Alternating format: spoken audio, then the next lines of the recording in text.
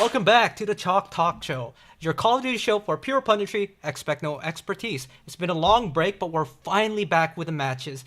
My god, the break was way too long. It seems a bit too long this year aside from last year, even though I think like last year it was the same amount of time. Why do you think that is, guys? Ooh, honestly, I think it's just everyone was so hungry for the game. Like, this is a very competitive oriented Call of Duty. I think in general, there's a lot of excitement in the community, at least by the COD standards, right? There's always going to be that pessimism, but man, is the game fun to watch. And I think that was shown in this week's matches. Like, if this was on LAN, oh my goodness, it would have been a barn burner, man. I forgot to mention I'm joined with Orion and Davey as usual, but something Davey actually told me earlier before we got on is that he actually hasn't touched the game ever since he finished Camels back in December. So like, I honestly haven't touched as much too. There is actually something to be said about like it's much more better to watch this year than to actually play. What do you think that is, Davey? I don't think it's necessarily better to watch. I think it's just the cadence of new content coming to the game has just been a little bit slow. Like I finished the camos like around the time they dropped like a bunch of those like face-off maps. I can't remember what it's called. Odysseus, I think it's called. Yeah. I finished the camos around the time they dropped that, and then to my knowledge, there wasn't really much until I started seeing clips of Nuke being added to the game a couple days ago. And even then, it might have been added to the game before that. I just personally I saw it a couple days ago, so it's like a month's difference. And when the game is that fresh, that feels like when you're trying to run a live service game, that feels like a long time to go without anything new. Dude, we can actually get into it. I don't know if you guys saw, but like apparently due to the poor initial sales, they had a lot of their post-launch funding cut, Treyarch. So honestly, I'm not gonna lie, it looks like this lack of in-game content is gonna continue. I don't know. I don't know what that bodes. I don't. How does that work? 'Cause, like the development cycle of content for games is such that like you're not going to make a decision of whether you're going to make a whole bunch of maps or not in the month after you sell the game to when like a month or two after the game comes out. It takes longer than that. Yeah, So but they're gonna have they like would have had a whole flexible bunch of budget. stuff prepared.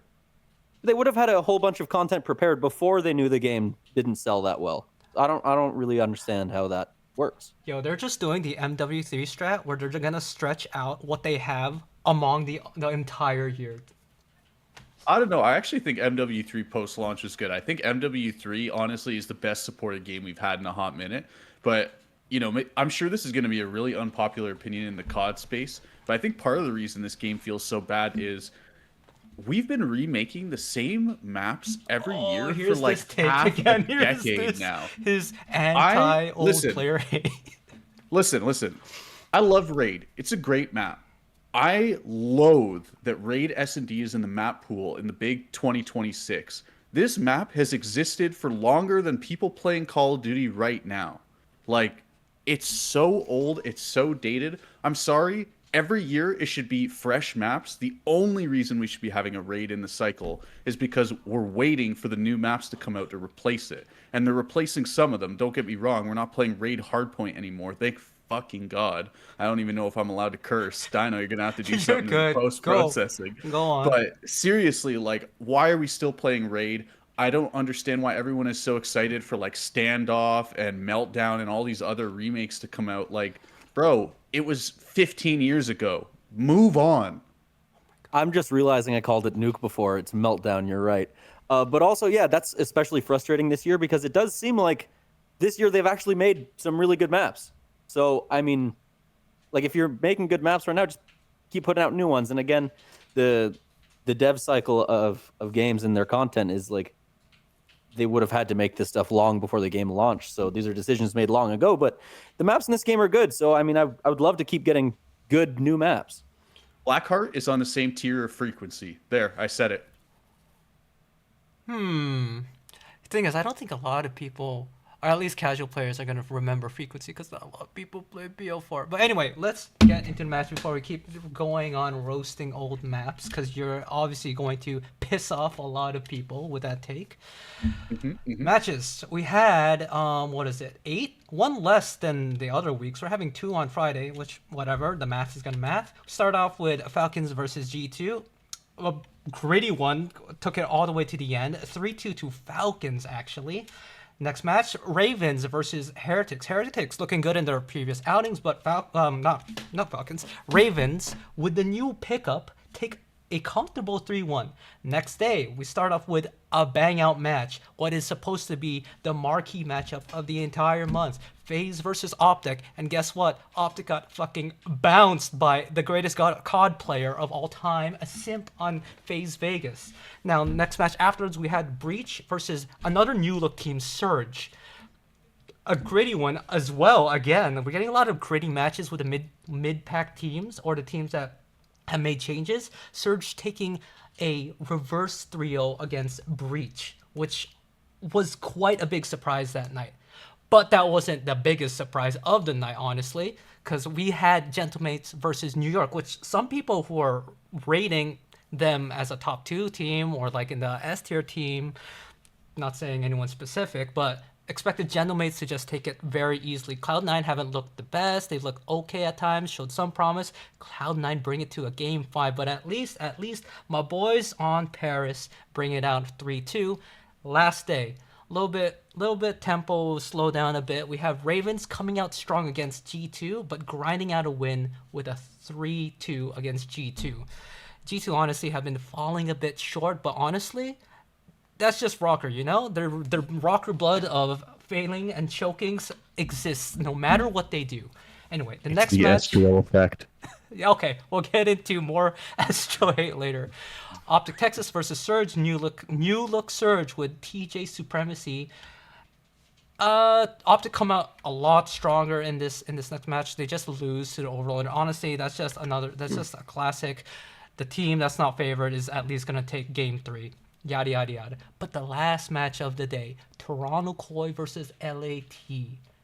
That one was supposed to be a long ass gritty match to watch, and that was a bounce out 3-0. You know what I think? I'm gonna get into it right now. You know what I think made the difference? If you look at the stats and the eye test, my man's insight was frying. He was top fragging. And not only that, he wasn't top fragging with an AR. He had a sub out running at people. When was the last time you saw that? And honestly, if you watch the match, Insight was playing without glasses. I think he was forced to play the SMG because he couldn't see jack shit. He just needs to keep up the pace and not play with glasses. Swear to God.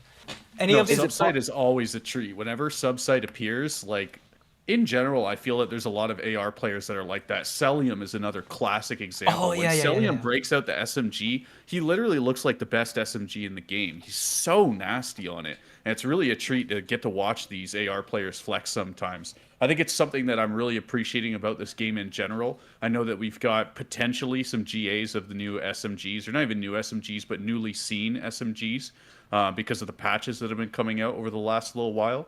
But at the same time, I think that seeing ARs flex onto a sub is just such a treat for me. You know, I played with a sub mostly, and I still play with a sub mostly when I'm playing COD, so I always really enjoy watching it. You think that's the Mercules effect from last year? Because he was a player who was constantly switching up and picking up weapons. That was one of the things people pointed out a lot, was that every life he could, he would pick up secondary SMG in place of his pistol.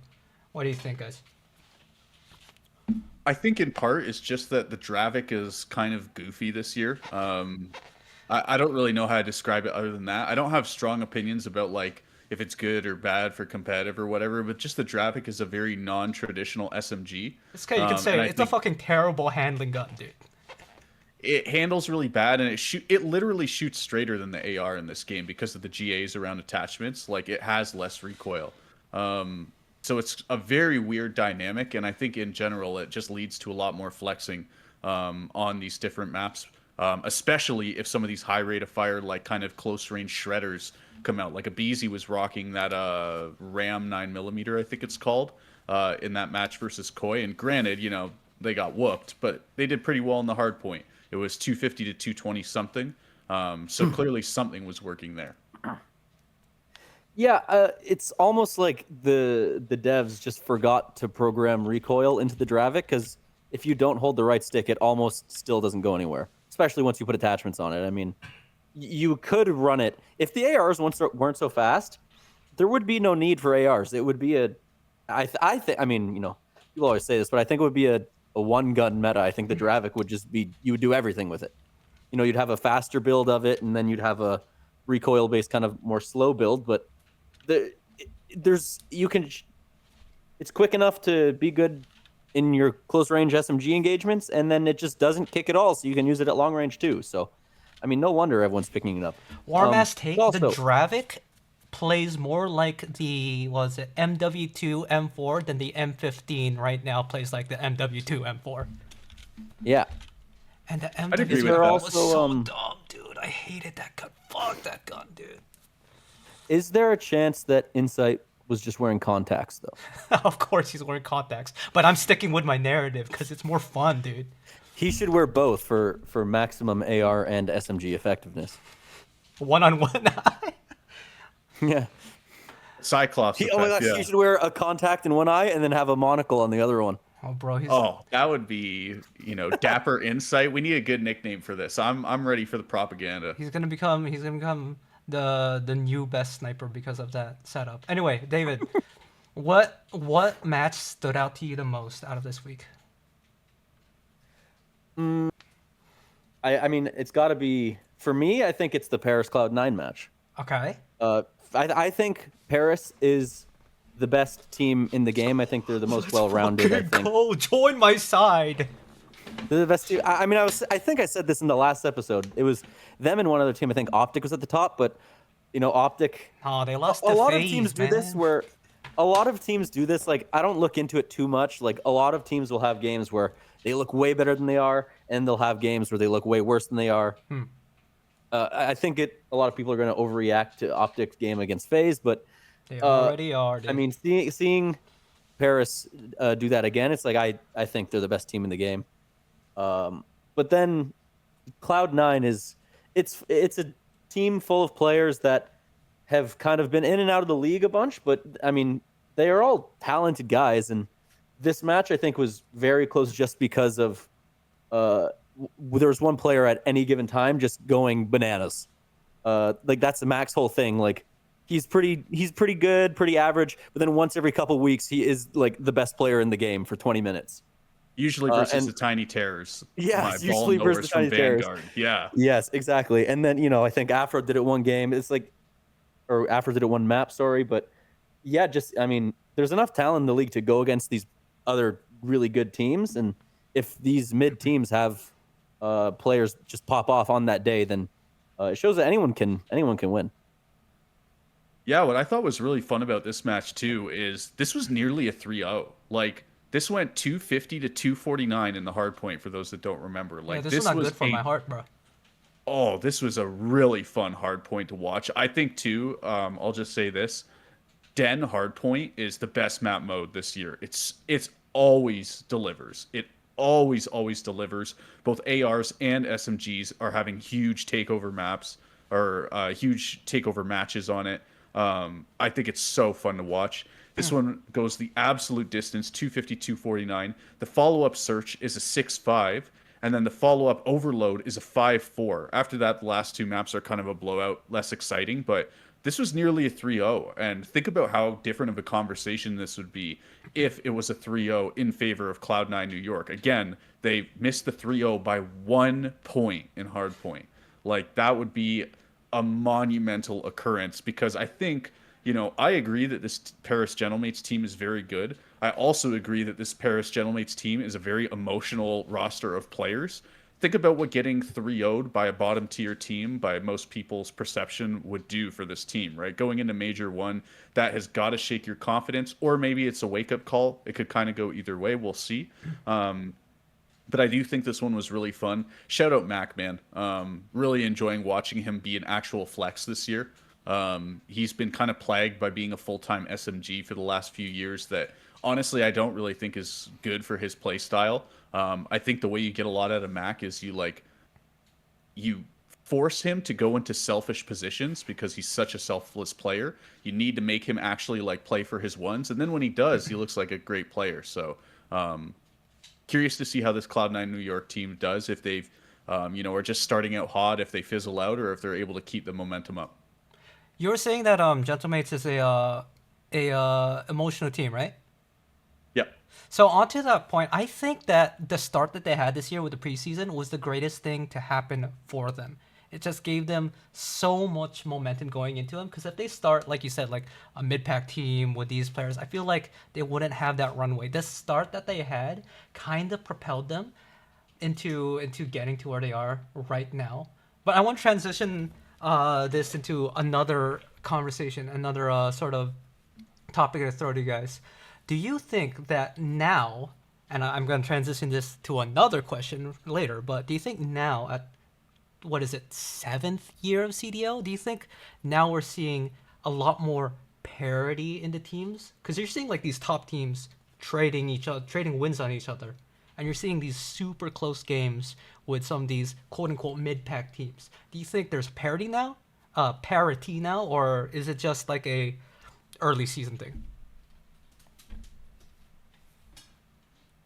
Davey, You you go want first, to jump Ron. up? No, you You go want me on first. I need this to think one? about it. Okay. Yeah, yeah. I do agree. I do think that the bottom tier orgs are getting a lot better. I think that in general, the challenger scouting is much, much higher quality now. I think that's really the difference between now and the start of the CDL.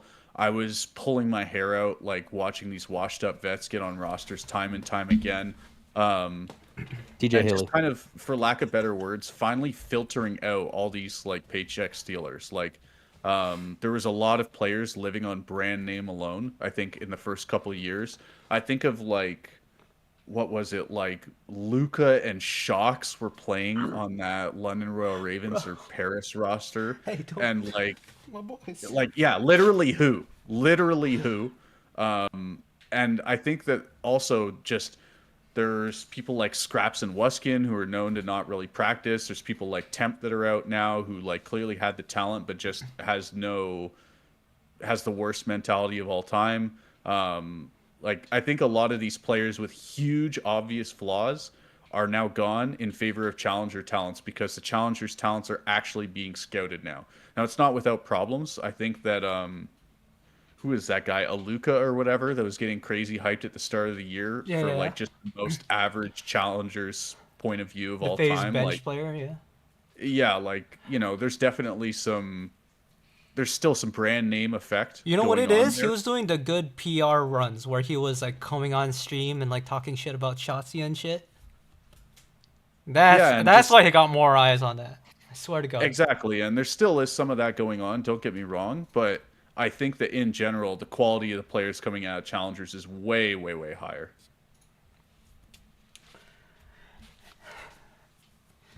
That's interesting because, on paper, especially in past years, maybe it's just this year is different, but I've looked at it and it's like, with no like draft like traditional sports have, and with like the top teams having like just way more money to spend than the bottom teams, I always kind of viewed the lack of parity as like an inevitability. And I look at the roster still, and I like on paper, I don't think there's that much parity just in the rosters, but something about this year where like mid teams are punching up, and certain Los Angeles Thieves teams are underperforming, and Optic is losing games, and the outcome of the matches is showing us that there's more parity than there's been in many years. But I on paper, I still think it's not very close. Maybe like I don't know as much about Call of Duty as you guys. I'm more of a noob to this. I don't know how to evaluate a player quite as well as you guys. So if if you say that the Challengers talent coming out these days is better, then I I can get on board with that. But I mean, still, I look on paper and these rosters aren't close, but the games are close. So however you want to dice that up, I'm happy that we don't have like a super top three that's dominating everything these days. I'm happy about it. No, it's totally true. Esports is really susceptible to that, right? Like when I was following League of Legends for a long time, it was definitely like that. There was the top four, and then there was everyone else. And there was like it wasn't even close, right? Like the fourth best, the gap between like Team 5 and Team 10 is bigger than the gap between or is smaller than the gap between Team 5 and Team 4 would be what it was like every year.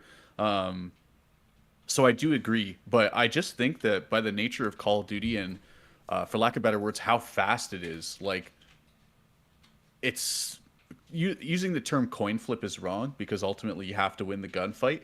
But it is the kind of thing like you win one gunfight and just that swings the whole game, right? Like it's that fast in a lot of ways. And I think that that gives a lot of room for mid-pack teams to punch up. I think that's also, frankly, why COD is so fun, right? Think about like, it can be the most infuriating game of all time because you're playing and you're losing to a guy you think is worse and you just can't understand how he keeps killing you. It's like, I can't read this guy, I can't shoot back, and then the next game, like, you cannot lose a gunfight. I think that there is something to be said about Call of Duty having high skill variance or like high day-to-day variance. And I think that that makes it very entertaining. But I just have to agree totally that the lack of draft, the fact that we have this balanced of a league is really a sight to behold. And I think it's something we're really privileged to have, honestly. Yeah, I think it's like a combination of like two things where one, it's yes, some of the older players are sort of being retired essentially, but I think it's more so a sort of perspective shift where a lot of viewers, a lot of fans look at the league in sort of a black and white view where it's, oh, you have old veterans and then you have really young rookies coming from challengers, where if you think about it now, a majority of the players on these teams are in their like fourth, fifth year of being a pro. CDL has gone so long, longer than CWL at this point, where these players can't be considered like, oh, they're newbies, they're haven't won anything, so they're still developing. Some of these players are fucking developed. Mac is a developed player. You know what he can provide, you know what he can do. And a lot of people are so caught up in the this is me saying this as the old watcher, but a lot of people are caught up in the nostalgia of having the veteran players in the league have like these long ass legacies. Karma, Scum, Crim, even people like Aches, people like Looney and stuff. They won like double digit events and stuff before they're getting to like their later years. And a lot of these players, if they had the chance, I think could have that sort of accolades under their belt, but because they don't, people are looking at them as if, okay, they don't provide anything because they haven't won anything. That being said, that's why I'm going into this idea that every team has one or two players that can be a superstar player. Well, not necessarily superstar, but like a bang out, flashy player that clearly has talent that passes the eye test. I agree, and I think in general there's this narrative around like there's no skill gap in Call of Duty anymore, or like aim is not relevant in Call of Duty anymore, when that is so clearly wrong. Like that is the defining trait of Dashy's playstyle, is that he has insane aim. Like, why do some of these players shoot straighter than the others? Why do some players have a 1.3 KD instead of a 0.3 KD? Shout out Kenny. Like, No, yeah, it's like. No, yeah, I agree with you because fucking Karma literally said after their first champs win that like, okay, everybody in the league is gonna be a shooter. What makes watching a rookie player matter to him is not the shooting, because everybody needs to shoot to even make it into the league. It's true, but I also think it's that thing of, Steph Curry hits more three-pointers than, I don't know, I actually don't really know basketball other than Steph Curry hits a lot of threes, right? Hydra hits a lot of mid-range shots on the SMG against ARs. Not this weekend, not this weekend. Yeah, well, maybe a bad week to draw us comparison. Maybe, I don't know, Lurks. I don't actually have anything against Lurks, just I'm using a random rookie name. Maybe Lurks is not winning those same gunfights, but at the end of the day, there is still a mechanical gap in the game. I think it's ridiculous to say that, all these players are on the same skill level. Like, just watch the games. I don't really know what to say other than that. Watching Lurks is so fun. I don't know if Lurks is any good or not, but I look at his POV and it looks like he just like snorted like 4 lines or something. He's a nutcase.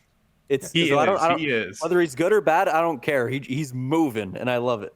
Yeah, I remember him saying in an interview that he himself said, I have one of the most cracked POVs or something like that. But anyway, he's not wrong. Let's transition into another topic. I want to give this one to Orion, though. You're going to tell me. You're talking about getting some players who may not be standing out mechanically, but they're still finding a place. Let's talk about the 2 new replacements in some of these teams. Surge and New York with their Exceed pickup, which everybody looked at and went, really, man? And also the TJ Halley pickup. Now, this shit is working for some reason, at least from this week. Tell me why we should all jump on board TJ supremacy, Orion. Now, let's get this straight. I was on the TJ supremacy train as well ever since 2018 in World War II when he was running down fucking mid in Saint Marie du Mont through a fucking smoke and fucking up everything. Tell me why players like this, they're not necessarily like your shooters, but they're transforming teams. I think TJ has just evolved his gameplay every year and gotten better every year, and as a result, he's deserved a spot in the league every single year. I think if you look at TJ's hard point in, I would say it really started to pick up in kind of Modern Warfare 3 compared to like the start of the weirdly good. CDL, like in Cold War and everything. He's a completely different tier of player in respawn game modes. And in general, I just feel like, not every player is going to be a superstar. It doesn't mean that they're not talented. It doesn't mean that they're bad. It just means that they're not the literal best player in the world. And TJ, I think, is the perfect candidate for this. This is your, get a few rebounds and a couple layups in a basketball game. This is, 20 yards through passing or rushing in football. I don't actually know if that's a good metrics, But again, like, he is just someone that if you surrounded him with superstar talent, like I'll give the example of Modern Warfare 2 FaZe, right? The one with Slasher, because I'm sure we're going to talk about Slasher retiring at some point in the show. It feels fitting. Slasher on that, Modern Warfare 2 FaZe was not a superstar player. He wasn't the best player in the league. He wasn't even really a top AR, I would argue. But you know what? They won events, and he was totally competent in his role. He even looks strong in his role because he's got great talent around him, and he's playing to his strengths and to his role. He's just got to be like TJ's serviceable, which is, I think, the best way to put it. Yeah, TJ's the same way in respawns, where he's gonna, get his one. He's gonna make one or two big plays on the map. He's gonna lose one or two dumb gunfights on the map. But at the end of the day, he gets his job done. And yeah, maybe he's not the level of a talent that he's gonna get put on a top 4 roster to be able to win chips. But I do think that every single year he proves that he is a capable middle of the pack player for the CDL.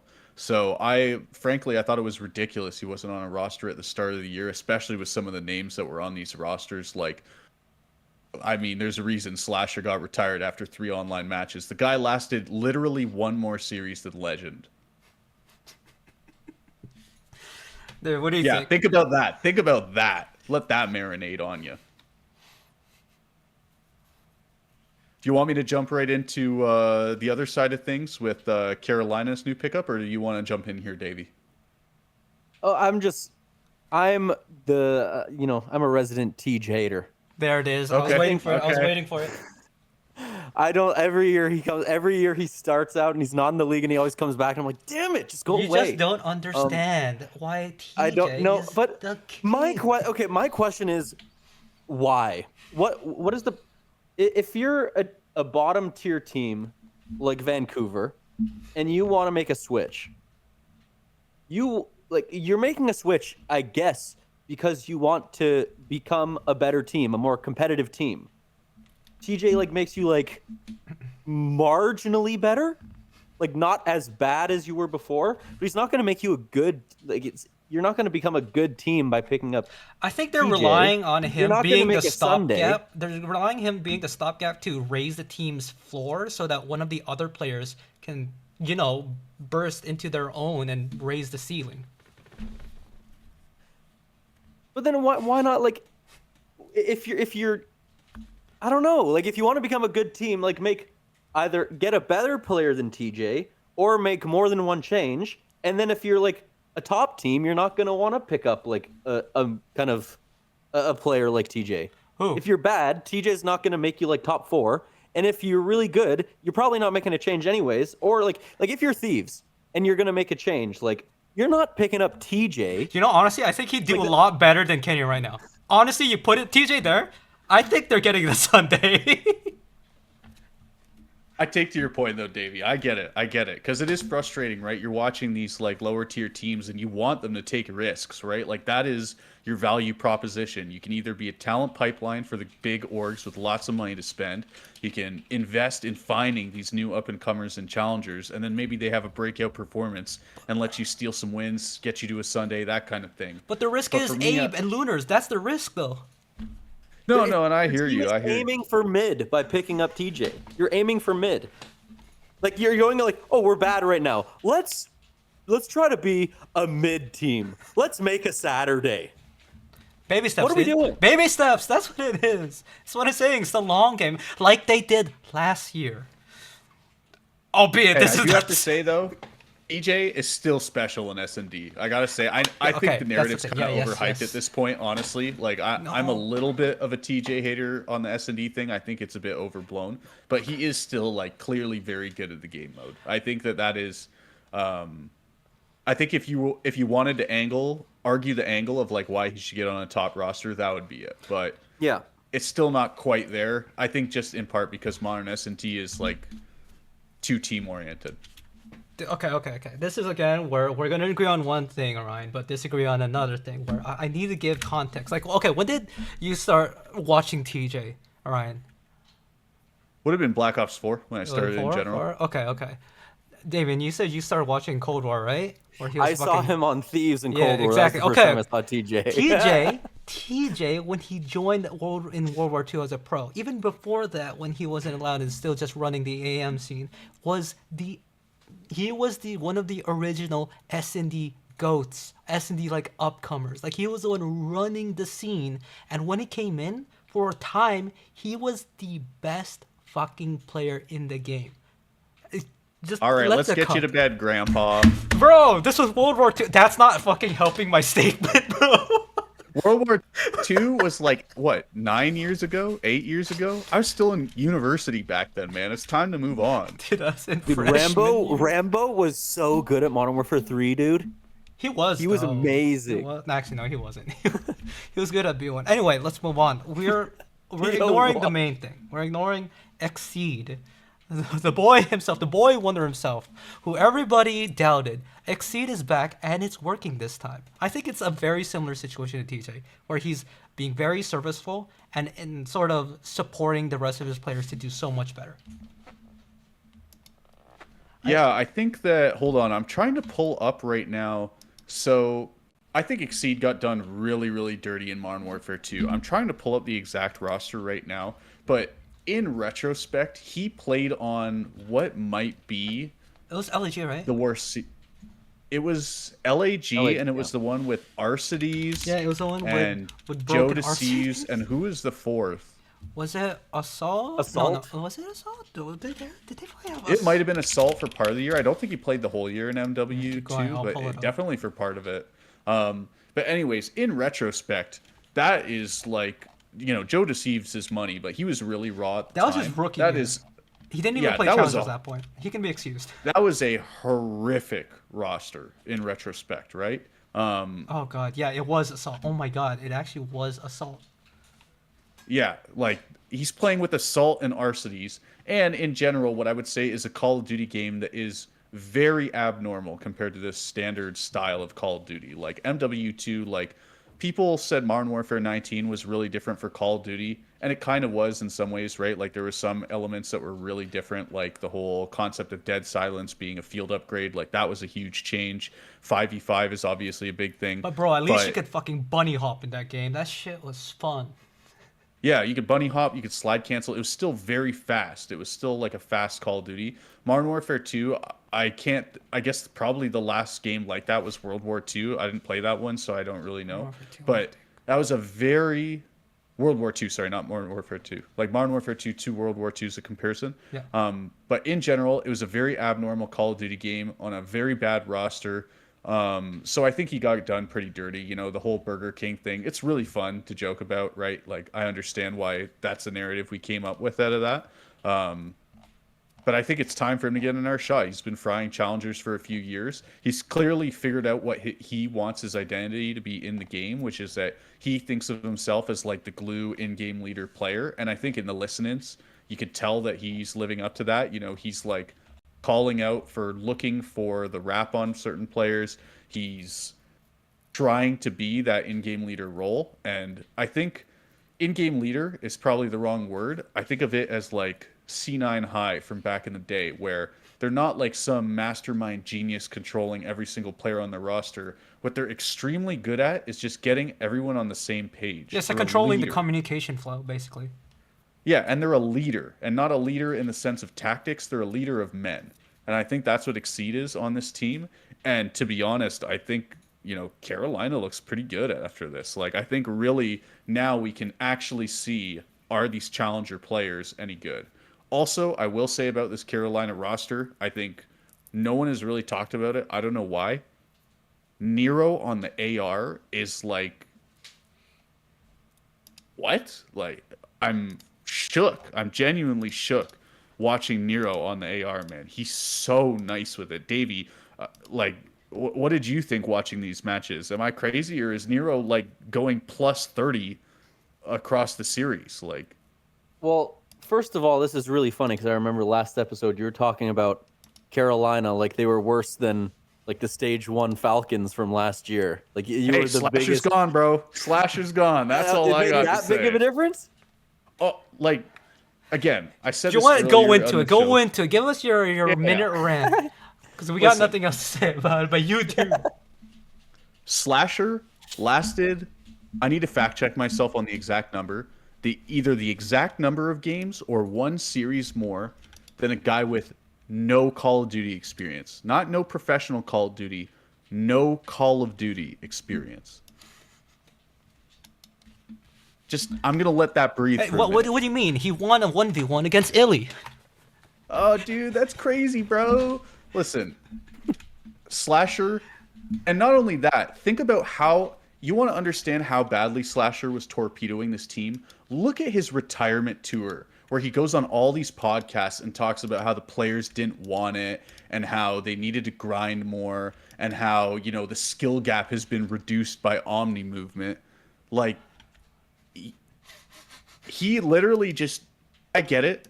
Like, once upon a time, he won COD champs when dinosaurs still roamed the earth. Oh, chill. But like, That was to be fair, that was a high mechanic card. Anyway, go move on. yeah, that was 15 years ago, back when, he didn't have gray hair. I don't know if that's true, but I think it actually is, like, if not 15 in that realm.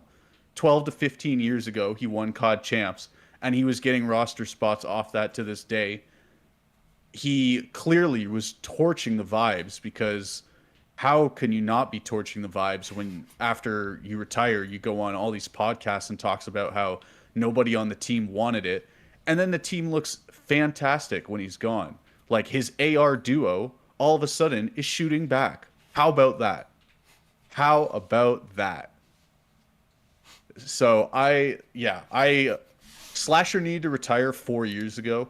I think he is kind of the last player of that era of brand name players who haven't had the skill to play in the league for a long time, but because no one really knows what's going on, and they're playing a head glitch with an AR, they can get a 1 and maintain their roster spot.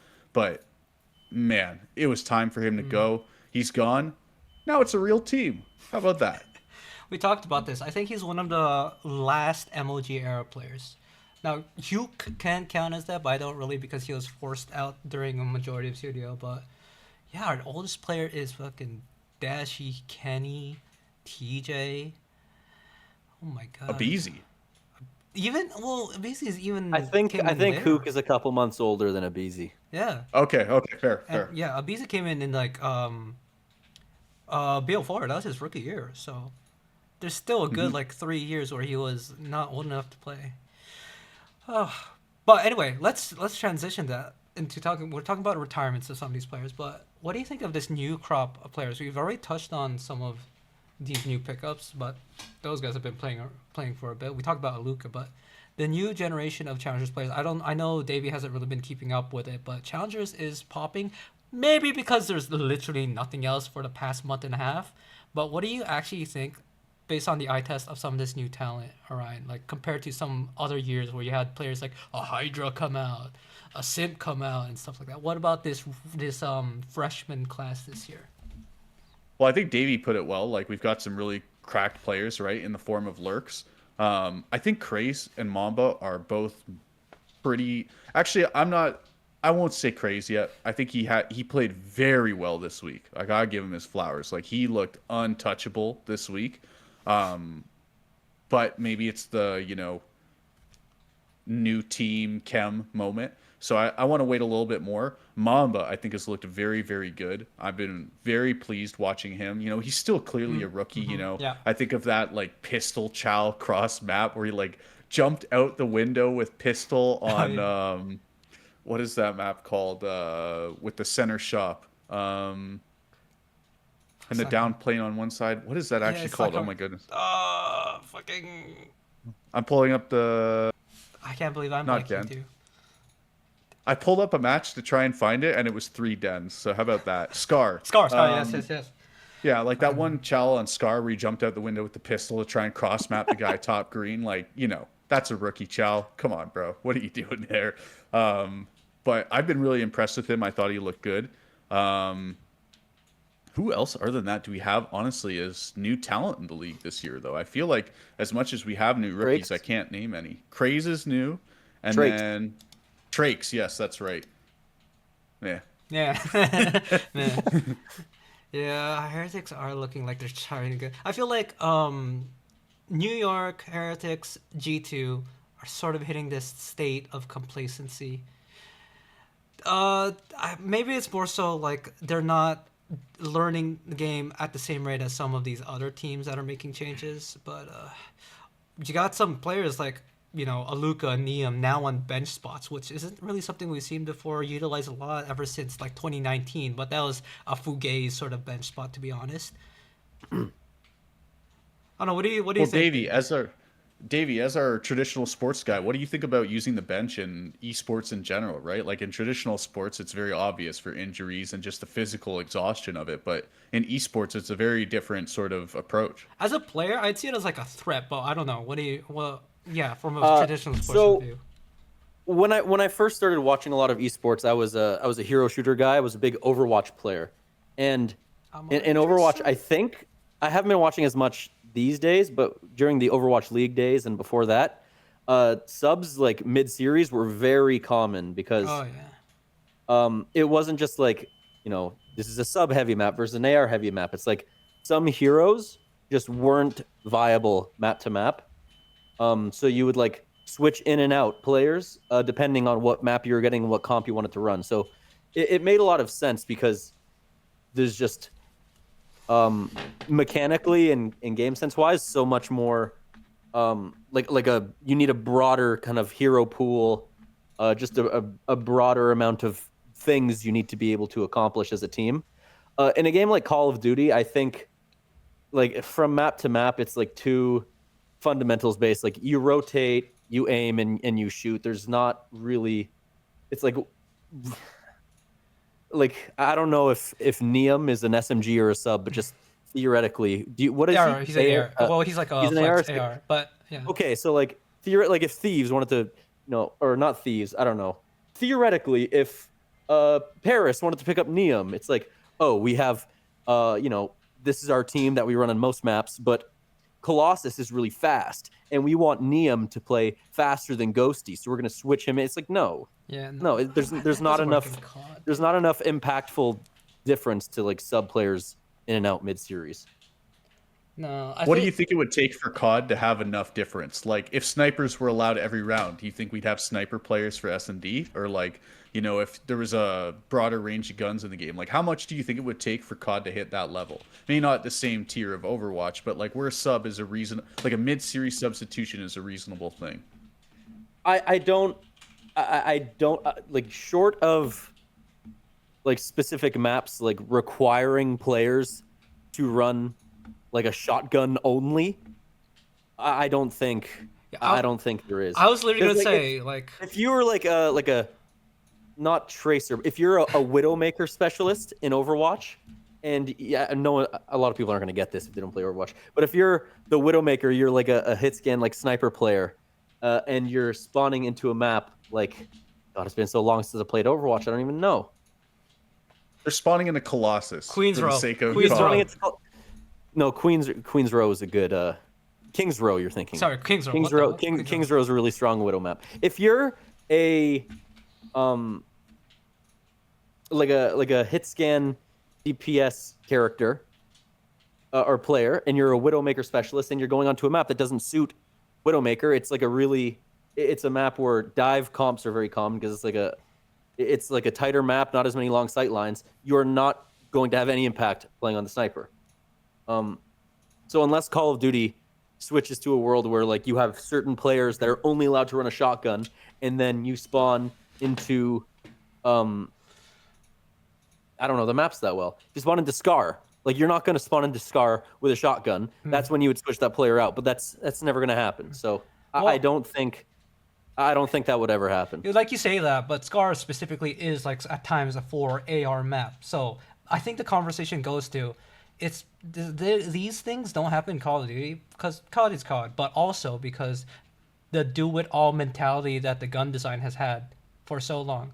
Like when the league CDLs first started, and then we heard that they're gonna have substitutes. People were talking this same conversation we had, and people were saying like, what if Optic and S&D they get in Pamaz sub him in to be their sniper and shit like that. But that will not happen because it's like we see your SMGs, your flexes are expected to know how to use an AR and an SMG. Yeah. So it's Yeah, literally just fundamentally- the gun rolls not existing. Fundamentally, in Call of Duty, every player's role where they have a gun and you aim it and you shoot it, there's too much overlap fundamentally between all the different roles, and there's just no need to have a close range damage dealer specialist and then a long range damage. There's no, it's nonsense. So in Call of Duty, I don't think it would ever happen. Fair enough. I do think for some of these teams, though, these substitute players, or just these bench players, I guess would probably be a better way to describe them rather than a substitute. I do think this is a practice more teams should be doing. Like, in my opinion, I know that money is a concern for some of the teams in the league. Not some of the teams, all the teams. It's a business at the end of the day. But I do think, like, if you're a Carolina or you're a Vancouver or one of these teams that is going into challengers frequently, why not have 2 teams worth of players on the bench, right? Think about how much COD changes year to year. Think about the transition from MW2 to MW3 from a play style perspective, right? That's a huge shift in how the game plays and what is rewarded in terms of a play style. So I think year to year, like if you have 8 players, you sort of suss out who's good at this year's Call of Duty. What kind of players do we need in this year's Call of Duty? And you could then look to form your main roster based on that. I do think that there's a lot of value in that. I think the problem is that, based on, I don't know how salaries work for substitute players or bench players. If they're required league minimum, though, that immediately puts it out of the budget of some of these teams, right? Like when those salaries were leaked a little while ago, like, Carolina and Royal Ravens are making less money than I am working my white collar job. So, It's funny you say that about these substitute things. So, what's it called again? Because that's literally what Ultra did first year to transition into second year to become a top team, and they are now. And that's actually keeping a sort of tier 2 team as a pipeline into your main team was sort of kind of expected going to the CDL, but a lot of teams didn't do it because the quarantine hit and people said, we don't have money for it, whatever. But and correct me if I'm wrong, Davey, that's literally what Overwatch League did, the same format as CDL. A lot of these teams, I don't know if they were expected to or mandated to by Activision, but a lot of them had academy teams playing in the academy leagues, and they had a lot of talent sort of coming from there. Is that right? There was a lot of secondary sister teams. I think at the start there were, and then they started to kind of fall off as the orgs were because at that time, when franchising and esports was really new, and Bobby Kotick was getting Robert Kraft, who owns the New England Patriots, to start a team. Yeah. So at that time, there was still a lot of venture capital going in, and teams were spending a lot of money, and then they realized, wait a minute, we can't make any money from this. So then they kind of stopped doing that, but. It was just still popular enough, in Korea, to kind of support a development system below tier 1 play. Yeah, but in other esports like that, it was a strategic play to do that. Like you said, subbing in people. For COD, it's honestly a management play just to make sure you're not fucked for the year. Anyway, let's move on. Let's just do something real quick before we move on to our little 1v1. Who do you think needs to be the next person to get replaced? David, go. Kenny. Orion, you.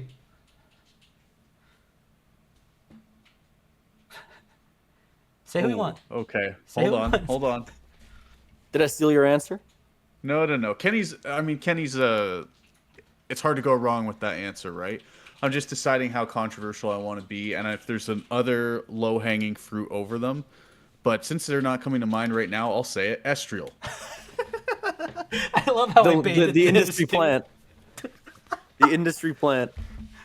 I think Estriel is like just he's yeah. I think he's just so overrated. I think Kremp is like legit 1v9ing on that Minnesota team right now. Like he is so nasty at this game.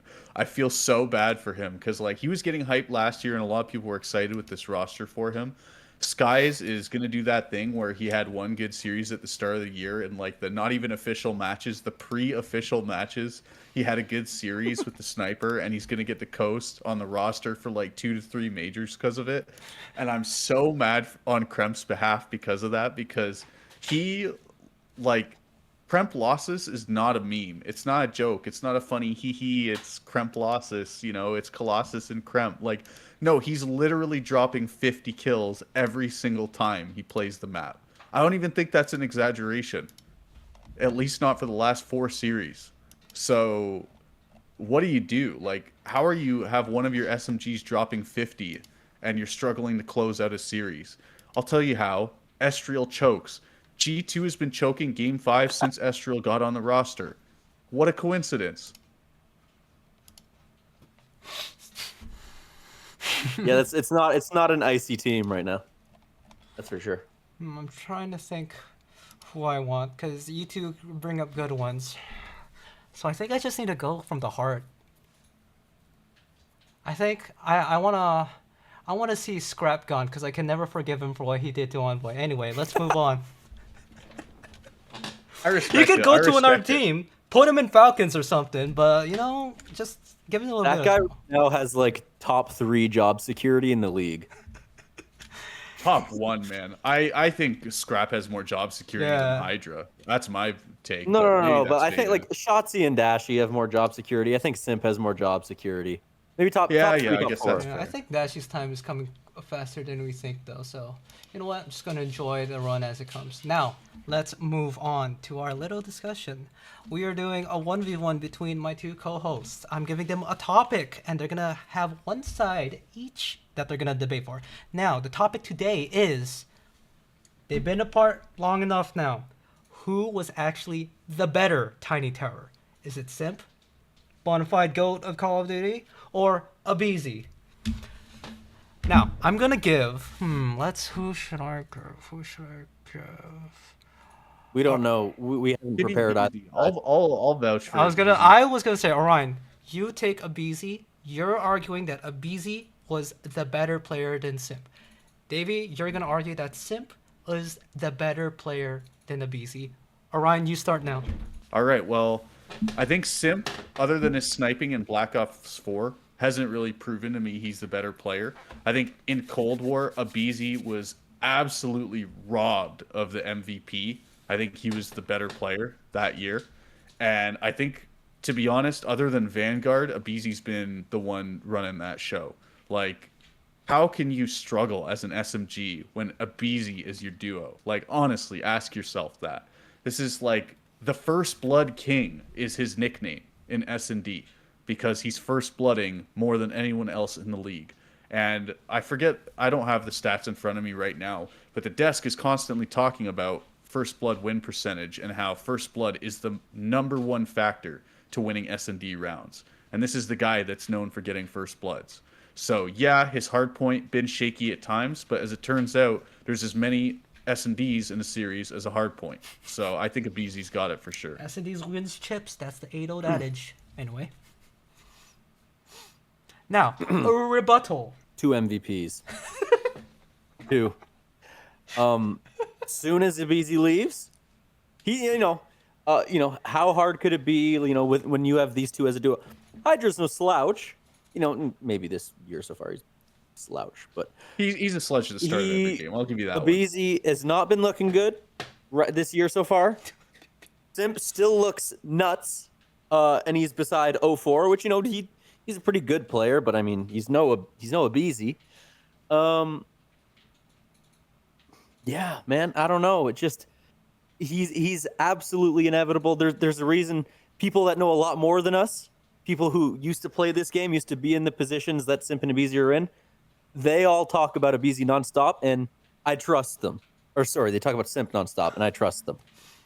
All right. I think that ABEZY though has a kind of X factor that Simp hasn't had for a few years. And maybe this is getting into the anecdotes, so I'm not going to pretend I have stats to back this up or something like that. We don't need stats. But This ain't the show for stats. Fuck stats, dude. That's for for nerds. stats, yeah. But listen, when's the last time that you really saw Simp like pop a three-piece and take over a game? Like, the old school Simp style where he was just jumping around corners, gunning everyone. It doesn't really exist anymore. because Against that player Optic. doesn't He did that exist against anymore. Optic. They fucking wrecked Optic. Anyway. Listen, I don't care about your facts in here. All right, we're talking about feelings. All right, Dino. So why don't you get off my back here while I'm arguing my case? Okay. No, but listen, ABEZY is gonna ram his head into you, and he's just gonna win. He's a grinded out kind of player in a way that Simp isn't. Simp probably listens to XXX Tentacion or whatever his name is, sad boy, SoundCloud rappers in his feelings after he gets, bopped out of champs in 8th place again. And Tyler ABEZY was going on, vacation to Cuba with Draza. So, look at the mentality of these players. I don't know where that came from. I think, you're right. You don't see the same kind of takeover moments from Simp that you can from ABEZY. Flip side of that same coin, ABEZY can have some stinker matches. Simp, much more of a constant. He's very reliable. Also, someone explain this to me. Does Simp live in New Jersey and his teams fly him to the facility in Texas or Atlanta every weekend to play? Well, they're not Is that Atlanta still a anymore thing? because they're Vegas. So Does he still live in New Jersey and his team flies him to Texas every day? Or not every day, but every weekend? Is that still a thing? Prima donna. I think before they were based in the entire team was based in Atlanta. But Simp lives in New Jersey.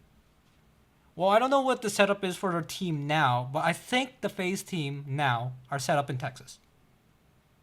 Anyways, you don't just fly any player in every single weekend. You don't do that for anybody. Think about how much he others himself from his team by doing that, though. Everyone else is grinding it out at the practice facility. They have the locker room talk after the matches on a day. And Buddy's over there eating chicken parm in New Jersey. Give me a break here. It's okay. He's got a wife, man. He's dedicated. It's okay because Draws is constantly dropping 0.7, so they have another thing to focus on. Oh, that's Hey. another good player. Who is taking over against Optic? Who's their CEO? I'm not saying anything. All I'm saying is that when you've asked when they ask any other pro player this or coach this about who is better, Simp or ABEZY, a lot of players are saying ABEZY. A lot of former pros are saying, "Yo, people don't know what ABEZY brings to the table." It's to play devil's advocate from my own side here. ABEZY does have a certain kind of play style that would have the impact that not many other players have.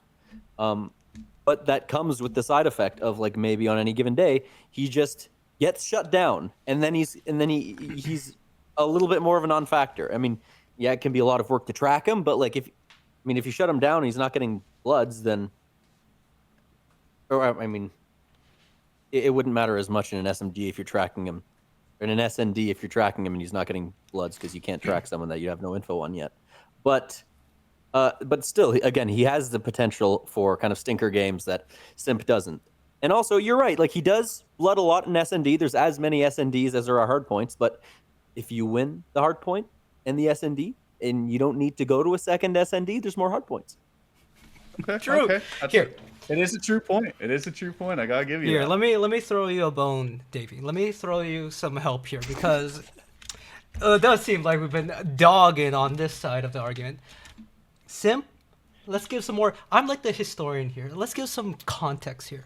before Yeah, once upon a CDL. time he was young and good. Before There it is, the before end. challengers, before CDL, there was a time where some of these pros had a childhood. They grew up, they went to school, they did normal things. Simp was he was the first crop of players who was brought up, born to play Call of Duty. He did not go to school. He was on E United Academy team during the Jetpack era when he was destroying an S&D. He's a test tube baby made specifically for Call of Duty. He knows nothing else. He hasn't been to normal school. He hasn't had a normal life. The only thing he knows is Call of Duty, made for it the way that fucking Donk was made for CS, and that is why he is the GOAT. ABEZY, sure, came up the same time, but he wasn't part of that crop. He wasn't part of the lab-tested factory of E United, where they made some of these god players like Celium, like Simp, like Illy. Illy, sorry, forget about that. Simp. Yeah, that's a real god player right there. And that's why Simp will be the GOAT, because he was created on this very earth by God to play Call of Duty. There you go. Did Simp drop out of school to play COD? He was homeschooled when he was playing with United.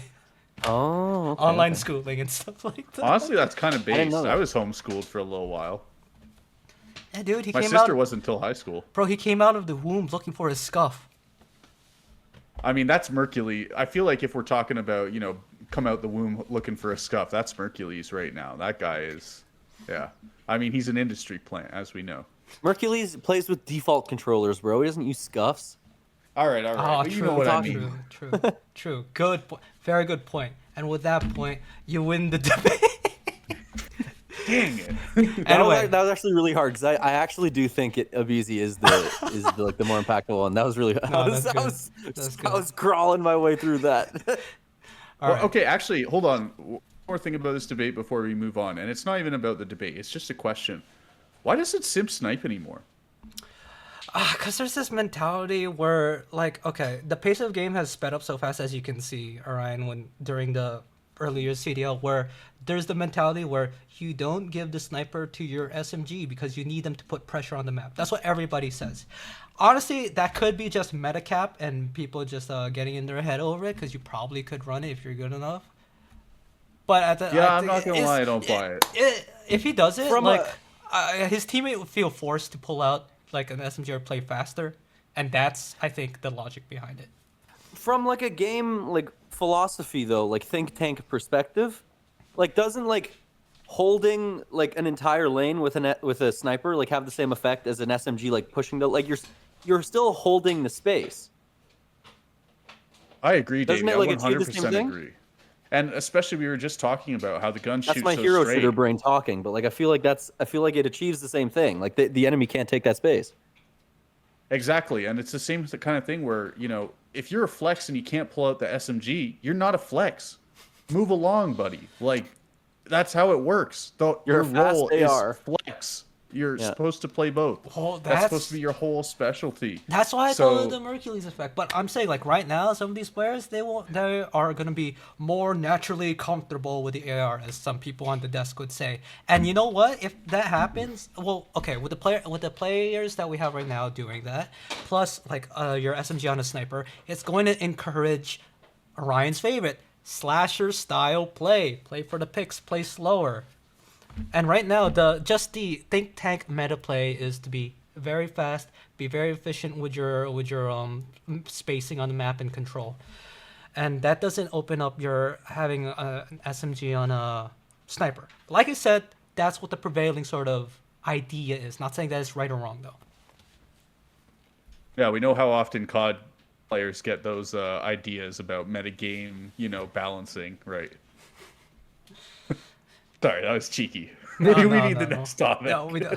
It's okay, because I think that's a good place to end it. Let's end it with, right now, going into these next few matches, who are your actual favorites to win Major 1? Orion, go. Just right now. Major 1? How many teams do you want me to give you? Give me one. Give me your number 1 right now. Who's number winning? 1? Woo! Who do you have favored just right now off of what we've seen so far? You know what? I'll get a little crazy with it. I think Koi's my favorite. I think Koi or Toronto Ultra of the past, they're always a Major One superstar. I think Jamie Craven, Insight, he always PPJ, plays baby. extreme. Every single Major One, he is unkillable. Like especially in the S&Ds. You remember Modern Warfare 3 Major One? He literally won every single 1vx. Like every single 1v2 or 3 he was put in, he was winning. That was a huge reason they won the first major in Modern Warfare 3. Or yeah, they did win the first major in Modern Warfare 3. That and Kleenex on Karachi when he went like I think it was 23-5. Maybe I've got my score line wrong, but it was in that ballpark. But I think that Toronto is always exceptionally good at Major One because they're a professional Call of Duty team. And what I mean by that is they take the game seriously, they practice seriously. It's shown in how far ahead of the game they are in terms of their overload play. I think that they have a serious chance to win Major One against a lot of these favorites. Fair place, yeah. Quite honestly, Koi are also one of my high picks, but you know what? I'm totally not biased. We're totally not people who constantly go to their watch parties, see their setup and whatever. Anyway, let's move on. Dave, what's your pick? Paris, Gentlemates. Paris, Easily. gentlemen, let's go, Pog, dude. All right, tell me why. I just from what I've seen, it's the only team that kind of looks. Obviously, it's COD and anything can happen day to day, but just from watching them so far, it's the only team that hasn't really had any kind of real like big questionable maps or questionable matches. They just look solid all around. They have a sniper. They can play fast. Their comms are good. Envoy is having a great year. I just think you can rely on them that they're gonna play their best or near their best at almost every single game. And with that roster, it's when they're playing their best, it's hard for any team to beat that. If I can vouch for the mates too, one small thing here is a lot of people really hated when they were like using the glitch spots in the Monster Invitational before the officials started, like that rock glitch spot and like some of the first really cruddy angles, like the between the boxes angle in front of that rock glitch spot. Yeah. I love that though. That is a winning mentality in my opinion. Like I know people don't agree with that, but that do whatever it takes mentality I think is actually like that is based as fuck. Like I love that. So I do really like that at the Gentlemates roster, I will say. And for anybody watching that does follow football, that's I'm a Jalen Hurts fan. People don't like him, but he's a winner. He's a winner. It might not look good, but he's a winner. All right, let me just piggyback because my pick, of course, is also going to be Gentlemates. I think you guys said most of what needs to be said. They're like a super balanced composition. What you said about no big weak spots, sir, they have like some players that have bad maps here and there, but they don't have inconsistencies that I see in other teams. Let's put it simply this way. I will take Neptune over Shotzi right now. I will take Ghosty over Dashi right now because he has been playing so good ever since he's been freed from the balls and chains of Scrappy. And of course, I had to throw in more Scrap hate at the end here because why not? That's been the podcast. Thank you very much. Tune in for next time after we get more matches. See you guys.